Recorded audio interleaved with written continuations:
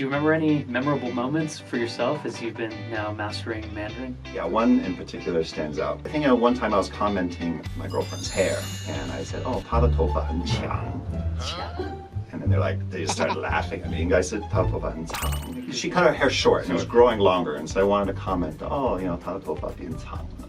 And they just died. Oh no! And they won't let me forget that. What's up, everyone? Welcome to the NG 英文 Show. 嗨，大家好，欢迎回到 NG 英文，我是 Stephanie。今天的来宾 Winton 是一位创业家，也是一位公司的共同创办人。接下来就让我们来欢迎 Winton。Today I am joined by the man, the myth, the legend, an entrepreneur, a lover of life, a curious soul, and so much more. So everyone, please welcome Winton. Hi, everybody. What's up, my brother? Good, thank you. Dude, we just found out we are actually neighbors here with your new company, with your new project. Is that right? Yeah, exactly. It just happened one day. We ran into each other after lunch, and I was like, "Hey, what are you doing here?" Yeah, and it feels very fitting because I think that's actually how we met in real life. And I believe it was when we were in kind of the entertainment scene and the nightlife scene. You were, I believe, running events at a nightclub called Chess at the time. Is that right? And we just connected, and we've now just bumped into each other along the way ever since. And I was so happy to see your face the other day. Yeah, it was very nice. It's funny how Taipei is like that. No doubt. Awesome, man. Well, I was hoping, could we start with a little introduction? Who is Mr. Winton? Okay. Well, I guess I grew up in the U.S., small town Iowa, actually. Yeah. So Is that the Buckeyes for college? Hawkeyes. Hawkeyes. Go Hawks. Sorry about that. Buckeyes. Very different. Ohio State, I think. Yes, right? Yeah. Exactly. So yeah, I grew up in small town Iowa. My mother's Taiwanese, father is American. After college, I lived and worked in New York City for a while doing finance. And then after New York City, I came to Taiwan, and that's, like you said, I was actually doing a lot of entertainment and hospitality businesses. So my partner and I, we kind of created, owned, and operated multiple venues: Chess, Oopsie Daisy, Dong Budong, Mama San. Which was a lot of fun, and I think, but incredible. Unfortunately, because of COVID, the fallout of COVID, they're all closed right now. Yeah, that was the reality. But incredible journey that you've had with all of these locations, some restaurants, bars, nightclubs, all these hospitality things. Was that under the umbrella, I believe, of BTS? Was that OTS? Sorry, yes. BTS. Excuse me. What is that? K-pop? That's right. Yeah, I was doing a K-pop thing the other day. Okay, so OTS, that's right. And did that stand for something? Stood for On the Strength. On the Strength. And so it's kind of like a concept where, you help a friend out, you help a brother out, So if, you go out and, someone's like, "Oh, I forgot my wallet." It's like, "Don't worry, it's On the Strength. I got you tonight." So it's kind of more of a feeling than an actual something easy to define in that sense, but it's about taking care of each other. Oh, I love that. Yeah, that brotherhood, that looking out for one another. So cool, man. And unfortunately, as you were saying, yeah, COVID, had other plans for a lot of our friends in the hospitality and entertainment scene, but you've since now been transitioning furthermore into the world of software development. Is that right? Yeah, actually, call it that? I guess so. This would be my first tech-enabled startup, so it's not a pure tech play. Got it. Yeah. So I think what we're looking to do is bring a concept to Taiwan that we call entertainment matchmaking. It's kind of a new concept. It's inspired by a lot of these very successful in Japan online to offline services.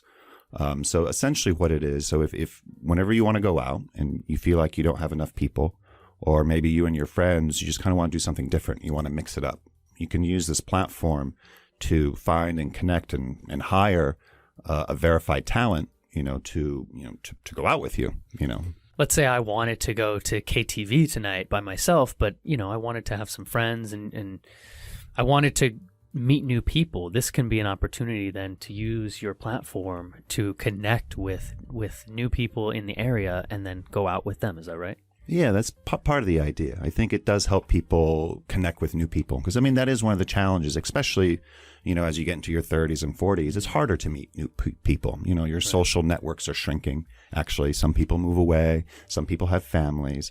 Or a lot of times schedules, don't jive for whatever reason. Don't jive. I love that. Yeah, keep going. So then you can use this, this service to kind of, connect in as fast as 30 minutes with someone to join you for your gathering. So it's just about fun. It's just about having, I guess we call it, kind of like the Uber for in real life entertainment services. I love that. I don't know if that makes sense. But. Yeah, it does. I mean, getting to be able to hang out with a new person in under 30 minutes. Yeah, that's it's fast. It's fast. Not quite yet. I think maybe that's the goal, kind of once you kind of build out the marketplace, you can get something as fast as an Uber driver. I mean, that's kind of crazy what they did there. So I think that's an inspiration for sure.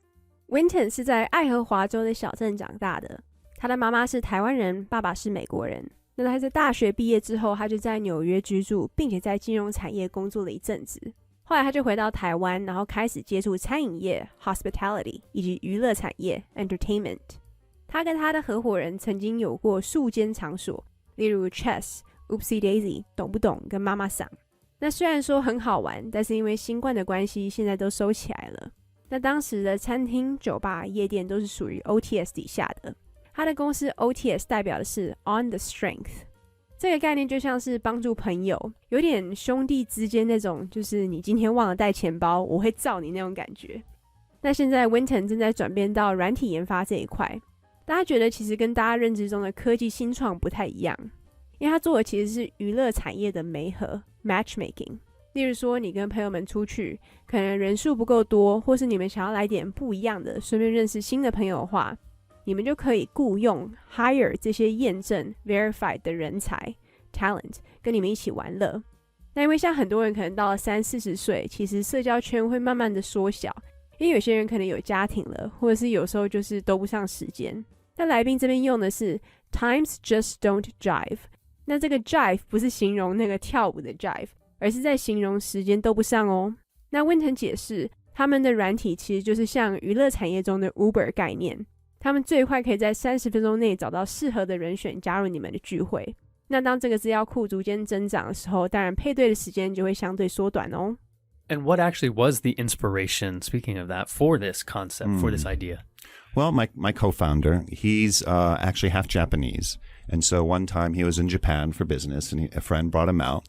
And they were just, they were hanging out. They were at a little, bistro, having food and drinks. And he was just like, wow, I wish, there was, we could find people to go out with us. I'm kind of bored. And he said, well, actually, there's an app for that. And so they go on, it's this service, and they find start messaging a couple people. And then they come and hang out with them, and they just chat, and they had a great time. And so he loved the experience, and so he decided, he's like, I'd love to bring this to Taiwan and to the world if we can, right? So that was, that's kind of the story behind it. It's so cool, yeah. So just in those moments where you're looking for something more, something else, something new, and it's so well said too that our social circles are shrinking as we get older, and like you said, people move away. We have families now and all these different things, but sometimes, it's still really beneficial to just have a night to share your life story with somebody over a drink or go bowling with a new group of people, right? Just let loose, have some fun. I mean, I think, especially in this day and age where people are, very stressed out.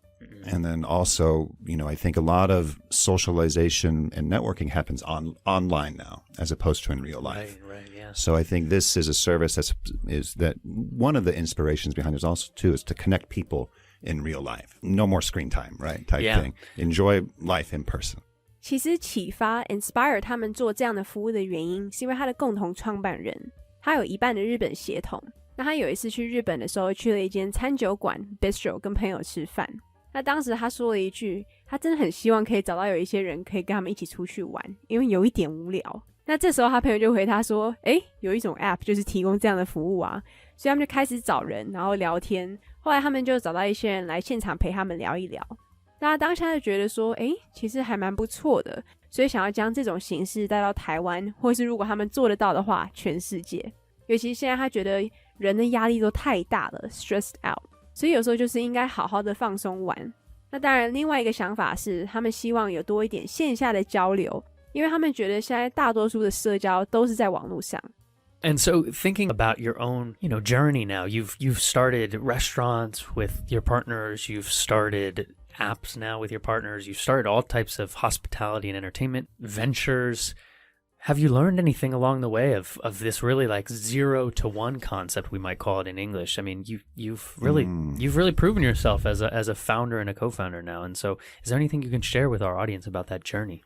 Well, I mean, I really just cut my teeth by doing, to be honest. There wasn't, a lot to prepare yourself for besides just doing, So I think one of the advice I would give is, you just need to start. Hey. Yeah. But I think also, with entrepreneurship, I mean, you do, a lot of people say, oh, pursue your passion and whatnot. So, I mean, if you're really thinking about doing entrepreneurship and trying to turn your passion into a breadwinner, I would also, caution that as well, too, because, entrepreneurship, needs to be the passion, actually, because it's actually very difficult.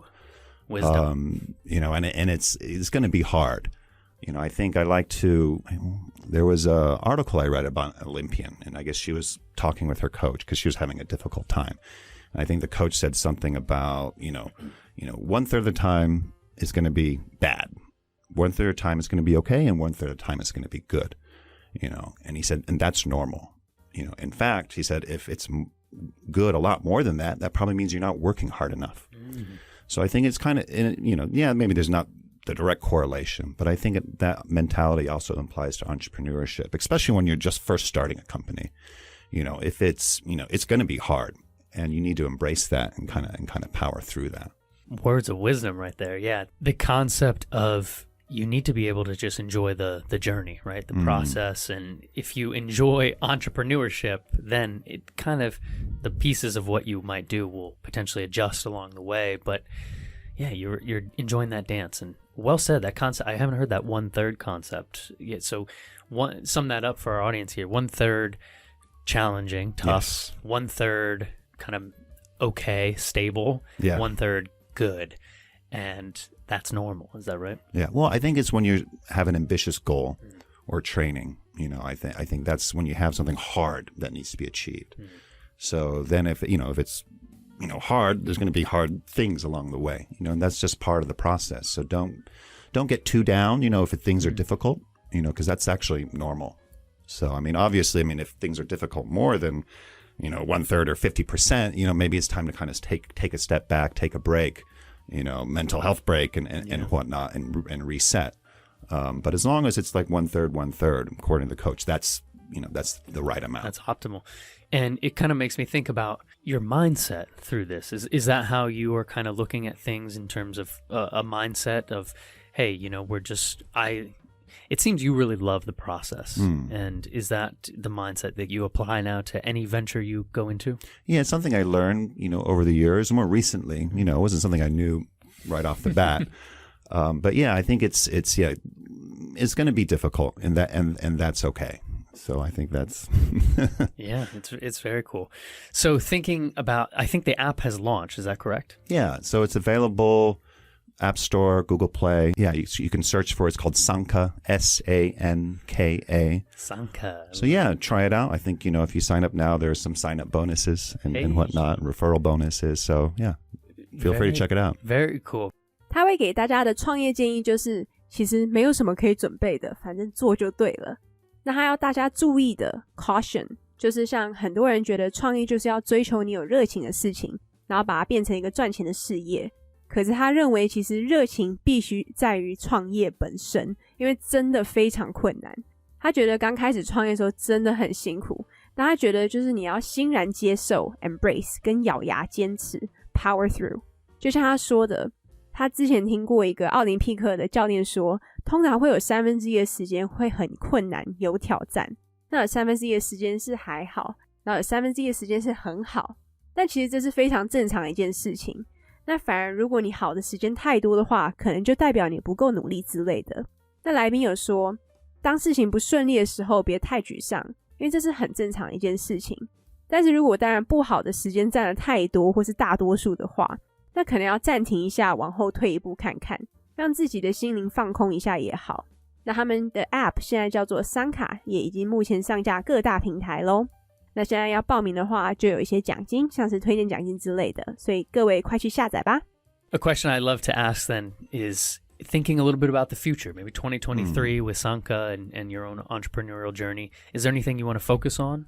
Well, I think the main thing for next year is really, getting Sanka to over 2,000 monthly active users. So we're still trying to figure out how to do that. I think we're in this phase called searching for product market fit, which is, I think fun for every entrepreneur. That's a joke, but it is necessary, right? And I think it's really, it kind of really shows you, that you are providing something of value to people. And then at the end of the day is what, I think every entrepreneur's real goal is about creating value for people and for society. And that's the contribution entrepreneurs have to the world. Well, I wish you nothing but success. Thank you.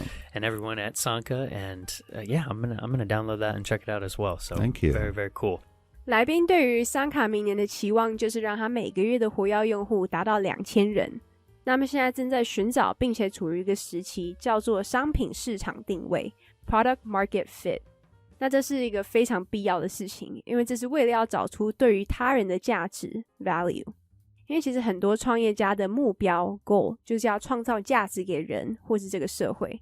Do you mind if we transition to kind of the story of your life, Winton? You have a wonderful way that you've grown up in a multicultural home and in the U.S. and then kind of your pilgrimage to Taiwan for language. So could you share a little bit about that kind of the start? Yeah, what was life like in a multicultural home in America?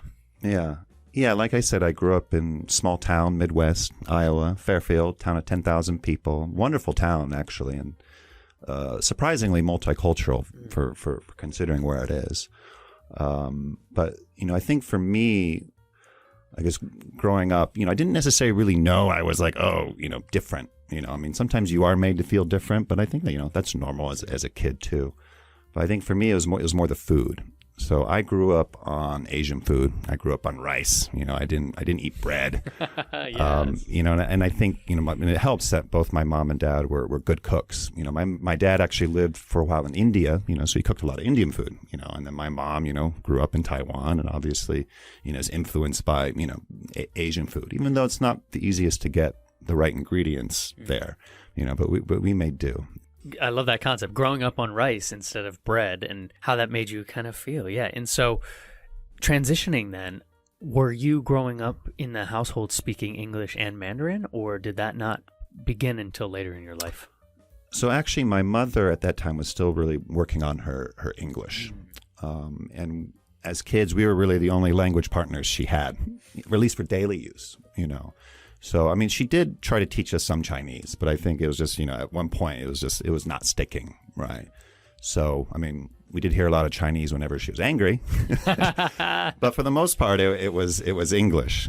So I think so that was kind of unfortunate, and I think that kind of kick-started off, an interest for me in languages. There was a strong desire, I think, for me to be multilingual. And I think it wasn't until after I graduated high school, I did like a gap year. And I ended up living in South America for about 6 months. So I went there. I didn't know any Spanish before I went, which maybe was, not the smartest thing. Love it. But, I went there. I did like a month in school and studying. And I just really I was in the mountains in Ecuador. So I, I needed Spanish every day. There wasn't other English speakers. So it really just forced me to use the language, and after that, I got to reasonably advanced level, and I managed to test into advanced courses in college after that. So it really inspired me to say, wow, so if I want to learn Chinese, I need to do it total immersion. That would be the best way to do it. And so that kind of kicked off that journey, which ultimately brought me to Taiwan. I love that. So you came to Taiwan, I'm guessing did an intensive language school at maybe a university. And then did you just feel like you wanted to stay, or what actually led to kind of the decision to now stick here for the whole time? I think it was really connecting with Taiwan and connecting with Taiwan culture. Also having some roots here helped. I think also getting, started working with my partner at OTS also helped as well. Because I got to a point, so it's like, okay, studied, 9 months at intensive, classes at Taida, and then, what do I do next, right? Do I go to Hong Kong? Do I go to Singapore? Because there's no jobs really for someone of my limited language ability in Taiwan, and also kind of just already living here. So it was like, okay, well let's give this entrepreneurship thing a go, and that's kind of really how it started. So cool, man. And so you've been in Taiwan for about 10 years or so, is that right? Yeah, just over 10 years now. Wow. Over a decade. Congratulations. Thank you. Yeah, that's beautiful. Something that I always am still dealing with all the time with my own Mandarin is struggling with tone sometimes and the way I pronounce things. Do you remember any memorable moments for yourself as you've been now mastering Mandarin? Oh God, there's too many to be honest. But yeah, one in particular stands out because my now wife and her mom never let me forget it. Uh-oh. But no, it's not bad actually, but it's just funny. So I think at one time I was commenting on my girlfriend's hair, and I said, "Oh, 她的头发很强." 强. Okay. And then they just started laughing at me. And I said, 她的头发很长. Because she cut her hair short and it was growing longer. And so I wanted to comment, oh, 她的头发变长了. Right? Well, it said 强. And they just died. Oh, no. And they won't let me forget that. Oh, no. Yeah, so you were commenting on how it was getting longer. Is that right? Yeah. And you liked that. But then you were saying, was that like like no, 强. It's different. So 长and 强. I said 强. Got it. So they're like, oh yeah, her hair is so strong. Big manly man. Yeah. Strong hair. Which could be kind of a compliment too. Yeah, but they knew what I meant, so they were just laughing at me. They're just giving you a good old hard time. Awesome. I love that. Shout out to your wonderful wife, Kelly. Yes, Kelly. Yeah, love that. Shout out to her and her mother. They have a good sense of humor. Love it. And so thinking about language now with the app, with Sanka, are you guys focusing on, I know you want to expand globally eventually, but are you now focusing on just Mandarin markets here in Taiwan for locals, or as a foreigner, could someone go on and use English on there as well? Currently, it's just in Chinese. I think it's Taiwan market. Makes sense. Yes. I think, our talent, we're all Taiwanese as well too. I mean, we do think that there are some opportunities where there can be networking and language exchange as part of the app. But right now, for the first version, it's in Chinese. We do plan to roll out an English version too, especially now that the borders are open. There's going to be people coming from Hong Kong and Singapore and whatnot. And we feel like this would be a good service for people, visiting Taiwan as well too. I love that. So cool, man. And so essentially, if I'm correct, are you now doing all of your business yourself in Mandarin as well? Even before at OTS, we did. It was primarily Mandarin. I think it's the market here, right? And it's the people here. And I think to better understand, the culture and the market, myself, I should speak Chinese as well too. I'm still learning about Taiwan culture every day. I mean, there's so much to learn, and I could probably actually, use Mandarin more in my daily life. But professionally, yeah, like going from meetings, reading emails, even reading a contract. Talking with vendors, it's primarily all in Chinese. That's so cool. And to think about that process of essentially arriving 10 years ago with nothing, and now you are doing full entrepreneurship multiple years in Chinese. Oh, it's challenging for sure. It's another layer, another level of challenge on it. But fortunately, I have good colleagues, good partners. I do feel like a grade schooler sometimes stumbling over words or grammar structure and whatnot, but people are nice. Yeah, people are nice. I love that, man. Awesome, Winton. Well, you're an incredible human, and I'm glad we could make some time together. 就像他刚提到的，他来自于一个小镇叫 Fairfield， 那边的人数其实并不算多，但是挺多元文化的 multicultural。 那其实一开始并没有觉得自己很特别，或者是跟别人不一样，他反而觉得是他们的食物，因为他是吃饭跟亚洲料理长大的。那刚好他爸妈都很会下厨，像他爸曾经住过印度，所以他会煮印度料理。那像他妈妈来自于台湾，所以当然是煮台式或中式料理之类的。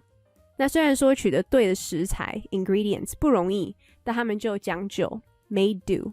那在家大部分的时间还是用英文为主，因为虽然说他们母亲有试着教他们一些中文，但因为毕竟那个时候他们母亲也在学英文，那可以练习的对象其实就是他们这些小朋友，而且他们又无法坚持用中文的时候呢，他们就觉得算了，放弃。但来宾表示其实他觉得有点可惜，这燃起了他对于学习语言的欲望，他希望可以学多国语言，所以其实他高中毕业之后他就决定实施空档年， gap year， 然后到南美洲住了6个月。那他之前是连一句西班牙文都不会，但他学了1个月之后，他发现他自己被困在深山当中，而且他周围的人也没有人会说英文，所以他就被迫在日常时候使用。那因此他在大学的时候其实还考上了西班牙文的进阶班。那后来他就被启发了，所以他想说学中文的话是不是要把自己放在一个全中文的环境呢？那所以他就来到台湾了。那后来他决定留下来的原因是因为他觉得这边的文化很喜欢，然后他也觉得这边有一些扎根 roots， 就像他有创了 OTS。 那当时他在台大语言学校读了9个月，但因为语言能力还是有限，所以其实在台湾并没有可以从事的工作。那后来也因此成为了他创业的原因。那其实他已经在台湾居住10年了。那他也提到现在在商业上大多数的时间还是用中文居多，因为他觉得毕竟在台湾，而且想要了解这边的文化的话，用中文会比较好。A question I love to end the NG England show with is, if you could go back and talk to your younger self, would there be any advice you give yourself about entrepreneurship, language, life, anything? Yeah, that's a good one. I mean, I think it kind of ties into the rule of thirds thing that we talked about earlier. It's actually, it's okay if things get hard, right? It's, that actually, anything worth it at the end of the day, if it's hard, whether if you're training, for a medal, or if you're trying to start your own company, or you're just trying to achieve some kind of goal, right? It's, embrace the process, embrace the challenges, and it's okay to be hard. And then at the end of the day, you only really lose in life when you give up. So don't give up. Don't give up. I love that. Yeah, and Google the rule of thirds. Yeah, because I think, as you said, you can apply that to everything, right? 来宾会对于年轻的自己说，其实这一切都要回归到1/3理论。如果你觉得这件事情是值得的，无论是拿金牌，或是创公司，或是达到你某个目标，这些辛苦都会是值得的。你只有在放弃的时候，才是真正的输了。那我们就谢谢今天的来宾 Winton。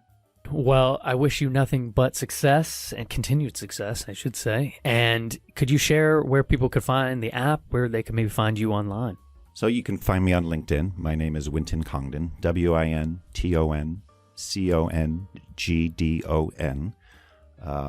If you want to shoot me a message there, I'll reply to every message.